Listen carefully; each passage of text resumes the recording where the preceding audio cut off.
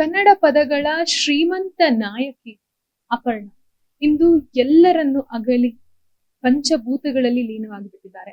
ಅವರಿಗೆ lung cancer ಬಂದಿರೋದ್ರಿಂದ ಅವರ ವಿಧಿವಶರಾಗಿದ್ರು ಅಂತ ಹೇಳಿ ಇವಾಗ ಎಲ್ಲಾ ಕಡೆ ಸುದ್ದಿ ಹಬ್ತಾನೆ ಇದೆ. ಹಾಗಾದ್ರೆ ಲಂಗ್ ಕ್ಯಾನ್ಸರ್ ಹೇಗ್ ಬರುತ್ತೆ, ಅದರ ಲಕ್ಷಣಗಳೇನು, ಇದ್ರ ಬಗ್ಗೆ ತಿಳಿಸ್ಕೊಡೋಕೆ ಕ್ಯಾನ್ಸರ್ ತಜ್ಞರಾದ ಮಹೇಶ್ ಅವರು ನಮ್ ಜೊತೆಗಿದ್ದಾರೆ. ಇದ್ರ ಬಗ್ಗೆ ತಿಳ್ಕೊಂತಾ ಹೋಗೋಣ. ಸರ್ ನಮಸ್ತೆ. ಸರ್, ಈಗ ಲಂಗ್ ಕ್ಯಾನ್ಸರ್ ಅಂದ್ರೆ ಏನು, ಇದರ ಲಕ್ಷಣಗಳು ಹೇಗಿರುತ್ತೆ, ಹೇಗೆ ಬರುತ್ತೆ ಇದು? ಅದು ಲಂಗ್ ಕ್ಯಾನ್ಸರ್ ಅಂದ್ರೆ ಶ್ವಾಸಕೋಶದಲ್ಲಿ ಕ್ಯಾನ್ಸರ್ ಆದ್ರೆ ನಾವು ಲಂಗ್ ಕ್ಯಾನ್ಸರ್ ಅಂತ ಕರಿತೀವಿ. ಸೊ ಈ ಕಾಯಿಲೆಯಲ್ಲಿ ಕ್ಯಾನ್ಸರ್ ಅದರಲ್ಲಿ ನಮ್ಗೆ ಅರ್ಲಿ ಸ್ಟೇಜಸ್ ಅಲ್ಲಿ ನಮ್ಗೆ ಯಾವುದು ಏನು ಸಿಂಪ್ಟಮ್ಸ್ ಇರಲ್ಲ, ಅಂದ್ರೆ ತೊಂದರೆಗಳು ಏನು ಕಾಣಲ್ಲ. So most of the patients ನಮ್ಗೆ ಗೊತ್ತಾದಾಗ ಐದರ್ 3ನೇ ಸ್ಟೇಜ್ ಅಥವಾ 4ನೇ ಸ್ಟೇಜ್ ಅಲ್ಲಿ ಇರುತ್ತೆ.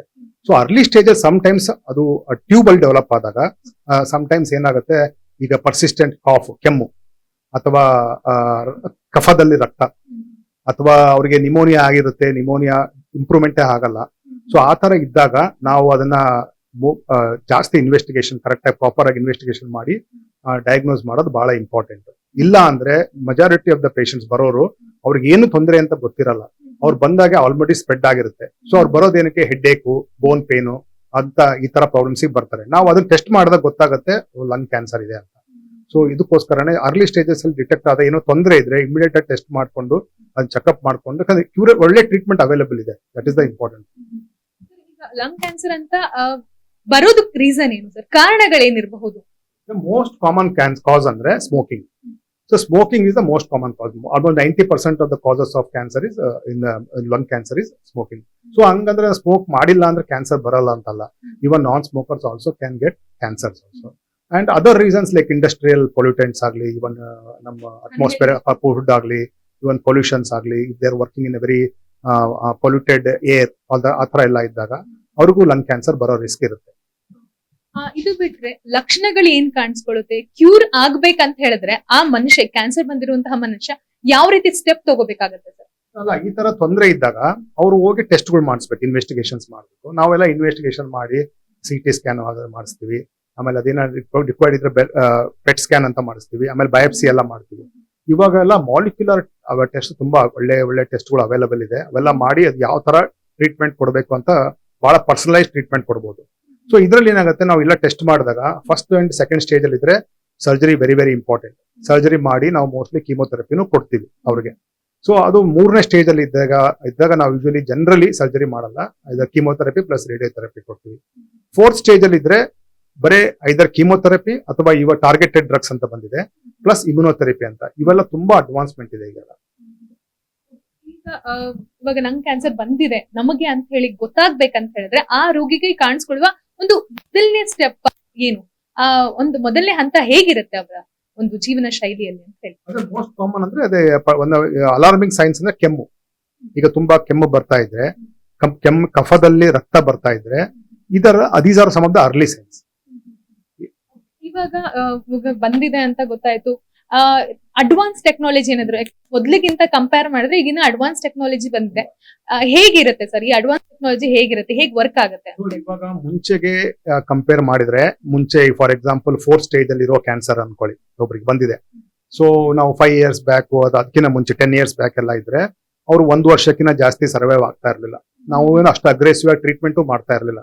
ಇವ್ರಿಗೆ ಬೆಸ್ಟ್ ಸಪೋರ್ಟಿವ್ ಕೇರ್ ಅಂತ ಕೊಡ್ತಾ ಇದ್ರು, ಸ್ವಲ್ಪ ಹೊತ್ತು ಕೀಮೋಥೆರಪಿ ಕೊಡ್ತಾ ಇದ್ವಿ. ಸೊ ಆಮೇಲೆ ಪ್ರೋಗ್ರೆಸ್ ಆಗಿ they used to lose their life. ಇವಾಗ ತುಂಬಾ ಅಡ್ವಾನ್ಸ್ಮೆಂಟ್ ಇದೆ. ಇವಾಗ ತುಂಬಾ ಮಾಲಿಕ್ಯುಲರ್ ಟೆಸ್ಟ್ ಆರ್ ಅವೈಲೇಬಲ್. ಅಂದ್ರೆ ನಮಗೆ ಒಂದು ಜೆನೆಟಿಕ್ ಮ್ಯೂಟೇಷನ್ ಏನೇನು ಇರುತ್ತಲ್ಲ ಆ ಕ್ಯಾನ್ಸರ್ ಅಲ್ಲಿ, ಲಂಗ್ ಕ್ಯಾನ್ಸರ್ ಅಲ್ಲಿ ತುಂಬಾ ರಿಸರ್ಚ್ ಆಗಿ ತುಂಬಾ ಮಾಲಿಕ್ಯುಲರ್ ಟಾರ್ಗೆಟ್ಸ್ ನ ಐಡೆಂಟಿಫೈ ಮಾಡಾಗಿದೆ. ಸೊ ಅದನ್ನ ಐಡೆಂಟಿಫೈ ಮಾಡಿ ಅದಕ್ಕೆ ಸ್ಪೆಸಿಫಿಕ್ ಆಗಿ ಟಾರ್ಗೆಟೆಡ್ ಡ್ರಗ್ಸ್ ಕೊಟ್ರೆ ಪೀಪಲ್ ಆರ್ ಸರ್ವೈವಿಂಗ್ ತುಂಬಾ 5 ವರ್ಷ 10 ವರ್ಷ ತನಕನೂ ಜನ ಇವನ್ 4th ಸ್ಟೇಜ್ ಅಲ್ಲೂ ಬದುಕಿದ್ದಾರೆ. ಹೀಗಂತ ನೋಡಕ್ ಹೋದ್ರೆ ಈಗ 4th ಸ್ಟೇಜ್ ಬಂದಿದೆ, ನನಗೆ ಈ ವೈಜ್ಞಾನಿಕವಾಗಿ ಅಂದ್ರೆ ಈ ಮೆಡಿಸಿನ್ ಎಲ್ಲ ತಗೊಳ್ಳೋದು ನಂಗೆ ಇಷ್ಟ ಇಲ್ಲ ಅಂತ ಹೇಳಿ ಆಯುರ್ವೇದಿಕ್ ಹೋಗೋರು ಹೆಚ್ಚು. ಅವ್ರಿಗೆ ಒಂದು ಸಂದೇಶ ಏನು ಸರ್ ನಿಮ್ ಕಡೆಯಿಂದ? ಅವ್ರು ಹೋಗ್ಬೋದಾ, ಅಥವಾ ಹೋದ್ರೆ ಯಾವ ತರ ಹೋಗ್ಬೋದು ಅಂತ ಹೇಳಿ? ಇದು ಒಂಥರ ಸೆನ್ಸಿಟಿವ್ ಸಬ್ಜೆಕ್ಟ್. ಆಯುರ್ವೇದಿಕ್ ಟ್ರೀಟ್ಮೆಂಟ್ ಒಳ್ಳೇದಲ್ಲ ಅಂತ ನಾನು ಏನು ಹೇಳಲ್ಲ. ಬಟ್ ಏನಂದ್ರೆ ಸೈಂಟಿಫಿಕ್ ಆಗಿ ಟೆಸ್ಟ್ ಆಗ್ಬೇಕು, ಮೋಸ್ಟ್ ಇಂಪಾರ್ಟೆಂಟ್. ಇವಾಗ ಏನೇ ಆಗ್ಲಿ, ನಾವು ಡ್ರಗ್ ಕೊಡೋದಾಗ್ಲಿ, ಅದನ್ನ ನಾವು ಥೌಸಂಡ್ಸ್ ಆಫ್ ಪೇಷಂಟ್ಸ್ ಅಲ್ಲಿ ಅಥವಾ ಇವನ್ 10s of thousands of patients ಅಲ್ಲಿ ಟೆಸ್ಟ್ ಮಾಡಬೇಕು. ಟೆಸ್ಟ್ ಮಾಡಿ ಅದು ವರ್ಕ್ ಆಗ್ತಾ ಇದ್ರೆ ನಾವು ರೆಕಮೆಂಡ್ ಮಾಡಬೇಕು.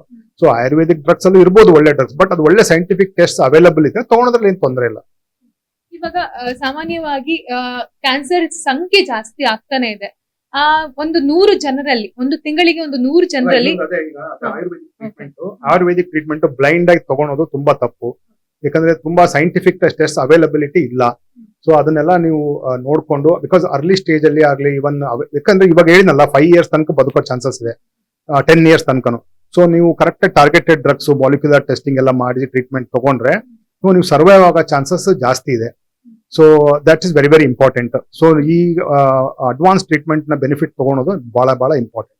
ನೀವು ಹೇಳ್ತಿರೋದು ಕಂಪ್ಯಾರಿಟಿವ್ಲಿ ಆಯುರ್ವೇದಕ್ಕಿಂತ ಸ್ವಲ್ಪ ಅಡ್ವಾನ್ಸ್ ಟೆಕ್ನಾಲಜಿ ತಗೊಂಡ್ರೆ ಬದುಕುವಂತಹ ಸಂಖ್ಯೆ ಜಾಸ್ತಿ. ಇವಾಗ ಸಾಮಾನ್ಯವಾಗಿ ಸರ್, ಇವಾಗ ಒಂದು 100 ಜನ ಇದ್ದಾರೆ ಅಂತ ಅನ್ಕೊಳ್ಳಿ ಕ್ಯಾನ್ಸರ್ ಪೇಷಂಟ್ಸ್, ಅದ್ರಲ್ಲಿ ಲಂಗ್ ಕ್ಯಾನ್ಸರ್ ಅಂತ ಬರೋರು ಸಂಖ್ಯೆ ಹೇಗಿದೆ ಈ ಒಂದು ಕಾಲಮಾನದಲ್ಲಿ ಅಂತ ಹೇಳಿ? ಇವಾಗ ಮುಂಚೆಗಿನ ಕಂಪೇರ್ ಮಾಡಿದ್ರೆ ಲಂಗ್ ಕ್ಯಾನ್ಸರ್ ಇನ್ಸಿಡೆನ್ಸ್ ಜಾಸ್ತಿ ಆಗಿದೆ. That is also there. And also more people are coming for treatment. ಮುಂಚೆ ತುಂಬಾ ಜನಕ್ಕೆ ಹೆಲ್ತ್ ಕೇರ್ ಆಕ್ಸೆಸ್ ಇರಲಿಲ್ಲ, ಟೆಸ್ಟ್ ಮಾಡ್ಸಕ್ ಆಗ್ತಾ ಇರ್ಲಿಲ್ಲ, ಅವ್ರು ಹಂಗೆ ಟ್ರೀಟ್ಮೆಂಟ್ಗೂ ಬರ್ತಾ ಇರ್ಲಿಲ್ಲ.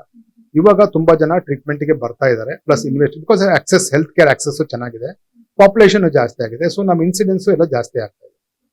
ಇವಾಗ ಕೆಲವೊಬ್ರಿಗೆ ಹೌದು ನಂಗೆ ಲಂಗ್ ಕ್ಯಾನ್ಸರ್ ಬಂದಿದೆ, ಕೆಲವೊಬ್ರು ಅಫೋರ್ಡ್ ಮಾಡಕ್ ಆಗಲ್ಲ. ಅಫೋರ್ಡ್ ಆಗೋ ತರದ್ ಏನಾದ್ರು ಚಿಕಿತ್ಸೆ ಇದೆಯಾ ಅಂತ ಹೇಳಿ? ಅದೇ ಅಫೋರ್ಡ್ ಮಾಡಕ್ಕಾದ್ರೂ ಇವೆಲ್ಲ ಡ್ರಗ್ಸ್ ಇದಾವಲ್ಲ ಹೇಳಿದ್ನಲ್ಲ, ಇವೆಲ್ಲ ಒರಿಜಿನಲಿ ವೆನ್ ದೇವರ್ identified and started patented drugs ಇತ್ತು. ತುಂಬಾ ಎಕ್ಸ್ಪೆನ್ಸಿವ್. ಯೂಶುವಲ್ ಅಮೆರಿಕದಿಂದ ಡ್ರಗ್ಸ್ ಅವೆಲ್ಲ international drugs only. So but ಅವಾಗ ತುಂಬಾ ಎಕ್ಸ್ಪೆನ್ಸಿವ್ ಇರ್ತಿತ್ತು, ಟ್ರೀಟ್ಮೆಂಟ್ ತಗೊಳಕ್ ಕಷ್ಟ. ಬಟ್ ಈಗ ಬಯೋಸಿಮಿಲರ್ಸ್ ಅಂತ Indian companies are also manufacturing the similar drugs and they come at a very, ಅಂದ್ರೆ ತುಂಬಾ ಕಡಿಮೆ ರೇಟ್ ಅಲ್ಲಿ ಸಿಗುತ್ತೆ. ಸೊ ಇವಾಗ affordability is not a major problem. ಇದೆ ಸ್ವಲ್ಪ, ಆದ್ರೂ ಒಂದು some drugs are not still available. But ಇರೋದ್ರಲ್ಲಿ ಸ್ವಲ್ಪ ಮುಂಚೆ ಕಂಪೇರ್ ಮಾಡಿದ್ರೆ lot of drugs are biosimilars ಆಗಿ ಇಂಡಿಯಾದಲ್ಲಿ ಮ್ಯಾನುಫ್ಯಾಕ್ಚರ್ ಆಗಿ ಅಫೋರ್ಡಬಿಲಿಟಿ ಎಲ್ಲ ತುಂಬಾ ಚೆನ್ನಾಗಿದೆ. ಈಗ ಕೊನೆಯ ಪ್ರಶ್ನೆ ಸರ್, ಈಗ ಲಂಗ್ಸ್ ಕ್ಯಾನ್ಸರ್ ಇಂದ ಬದುಕದಂತಹ ವ್ಯಕ್ತಿಗಳಿದಾರ ತುಂಬಾ ವರ್ಷಗಳ ಕಾಲ, ಒಂದು 10 ವರ್ಷ ಆಗ್ಲಿ, ಒಂದು 15 ವರ್ಷ, ಈ ತರ ಬದುಕದವ್ರು ಏನಾದ್ರು ಇದೆಯಾ? ಒಂದು ಸೈಂಟಿಸ್ಟ್ ಈಗ ಮುಂಚೆ ಕಂಪೇರ್ ಮಾಡಿದ್ರೆ ಜಾಸ್ತಿ ಜನ ಈಗ ಸರ್ವೈವ್ ಆಗ್ತಾ ಇದ್ದಾರೆ. So and even some patients are surviving even 5-10 years also. So ಆ ತರ ಪೇಷಂಟ್ಸ್ ಇದ್ದಾರೆ. Not every patient will survive, but there are, ಯಾರಿಗೆ ಟಾರ್ಗೆಟ್ಸ್ ಇದೆ, ಈ ಮಾಲಿಕ್ಯುಲರ್ ಟಾರ್ಗೆಟ್ಸ್ ಐಡೆಂಟಿಫೈ, ಯಾರಿಗಿದೆ ಮ್ಯೂಟೇಷನ್, ಆ ಸ್ಪೆಸಿಫಿಕ್ ಟಾರ್ಗೆಟ್ ನ ನಾವು ಐಡೆಂಟಿಫೈ ಮಾಡಿ ಅದಕ್ಕೆ ಥೆರಪಿ ಕೊಟ್ಟಾಗ ಅದು ಅವ್ರಿಗೆಲ್ಲ ತುಂಬಾ ಕಂಟ್ರೋಲ್ ಆಗಿ, ಕ್ಯಾನ್ಸರ್ ಕಂಟ್ರೋಲ್ ಆಗಿ ಲಾಂಗ್ ಟರ್ಮ್ ಸರ್ವೈವಲ್ ಇದೆ. ಎಲ್ಲ ಪೇಷಂಟ್ಸ್ ಅಂತಲ್ಲ, ಯಾರಿಗೆ ಈ ಟಾರ್ಗೆಟ್ಸ್ ಅವೈಲೇಬಲ್ ಇದೆ, ಯಾರಿಗೆ ಮೆಡಿಸಿನ್ ವರ್ಕ್ ಆಗ್ತಾ ಇದೆ, ಅವರು ತುಂಬಾ ವರ್ಷ ಬದುಕ್ತಾ ಇದ್ದಾರೆ. ಇದಿಷ್ಟು ಲಂಗ್ ಕ್ಯಾನ್ಸರ್ ನ ಮಾಹಿತಿ. ಕ್ಯಾಮರಾ ಪರ್ಸನ್ ಕಾರ್ತಿಕ್ ಜೊತೆ ಮಮತಾ ಶ್ರೀ, ಕರ್ನಾಟಕ ಟಿವಿ, ಬೆಂಗಳೂರು.